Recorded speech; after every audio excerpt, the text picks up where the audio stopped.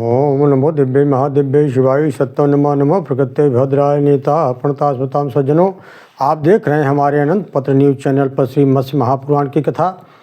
अब इस अध्याय में भगवान शिव द्वारा पार्वती के वर्ण पर आक्षेप लगाना है और पार्वती का वीर को अंतःपुर का रक्षक नियुक्त कर पुनः तपस्या में के लिए चले जाना है। आइए सीधा चलते हैं कथा की तरफ।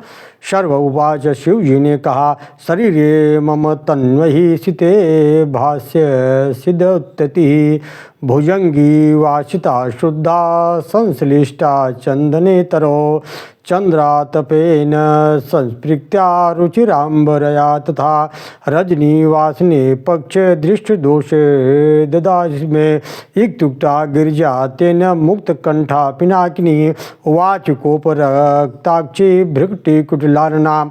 शिव जी ने कहा, विवाह के बाद एक बार पार्वती से कहा। शिव जी ने शशांकी पार्वती कृष्ण कांति से युक्त तुम मेरे श्वेत शरीर में लिपटने पर चंदन वृक्ष में लिपटी हुई सीधी काली नागिन जैसी दिखती हो। तुम कृष्ण पक्ष की चांदनी के पीछे काले आकाश और तथा अंधेरी रात्रि की तरह मेरी दृष्टि को दूषित कर रही हो। भगवान शंकर द्वारा इस प्रकार कहे जाने पर पार्वती उनके गले से अलग हो गई और क्रोध के कारण उनके नेत्र लाल हो गए। तब वे मुख और भौहों को टेढ़ी करके बोली। देवी ने कहा, देव्युवाच, स्वकृतेन जनः सर्वो जांगेन परिभूषते अवश्य मर्थि प्राप्नोति खंडनम शशिमंडनम तपोभिर्दीर्घचरितैश्च पार्थितव त्वमहं तस्यामे नियतस्तेन हयमानं पदे पदे नैवास्मि कुटिला सर्व विषमा नैव धूर्जटे सविस्वत्वं गतः ख्याति वक्तव्यम दोषकार्यश्रयः। देवी ने कहा, चंद्रभूषण, लोग अपने द्वारा की गई मूर्खता का परिणाम भोगते हैं।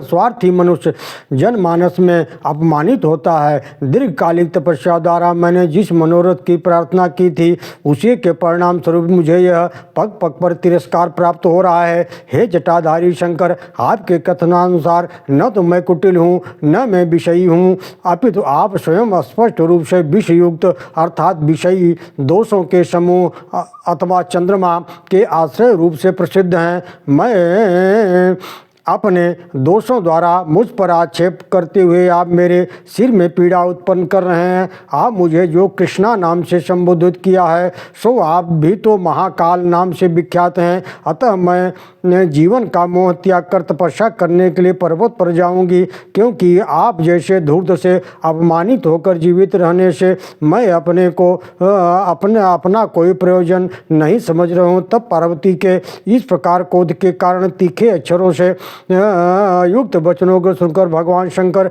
अतप्रिय प्रेम से सनी हुई वाणी में बोले। शंकर उवाच, आगत्म जासि गिरिजे नाहम निंदा परस्तव तद्भुक्ति विद्वा कृत्वा वास्तवाहम नाम संशयम। शंकर जी ने, गिरिजे, तुम पार्वती पुत्री हो, पर्वत की पुत्री हो, अतः मैं तुम्हारी निंदा करने पर उतारू नहीं हूँ। यह तो मैंने तुम्हारे ऊपर भक्त पूर्ण बुद्धि से तुम्हारे नाम का अलंकार बताया है। गिरजे, मेरे स्वस्थ चित्त में भी तुम्हें विकल्प की कल्पना नहीं करनी चाहिए। यदि तुम इस प्रकार कुपित हो गई तो अब मैं पुनः तुम्हारे परिहास की बात नहीं करूँगा। तुम क्रोध छोड़ दो। देखो, मैं तुम्हारे सामने हाथ जोड़कर सिर झुकाए खड़ा हूँ। इस प्रकार महादेव जी अनेकों बातों से पार्वती को समझाया, परंतु सती का वह उत्कृष्ट क्रोधांत नहीं हुआ, क्योंकि उस व्यंग से उनका मर्मस्थल विद्ध हो गया था। तत्पश्चात पार्वती शंकर के हाथ से पकड़े हुए अपने वश को छुड़ाकर बाल बिखेरे हुए वेगपूर्वक वहाँ से जाने की उत्चेष्टा करने लगे। क्रोधावेश से जाने के लिए उद्यत हुई पार्वती से त्रिपुरारी ने पुनः कहा, तुम सचमुच ही अवयव द्वारा अपने पिता के सदृश उनकी कन्या हो। तुम्हारी चाल पहाड़ी मार्गों से भी बढ़कर कुटिल है, तुम्हारा सेवन बर्फ से भी अधिक कठिन है। सूक्ष्मांगी पार्वती, ये सभी गुण तुम्हारे शरीर में हिमांचल से ही संक्रमित हुए हैं।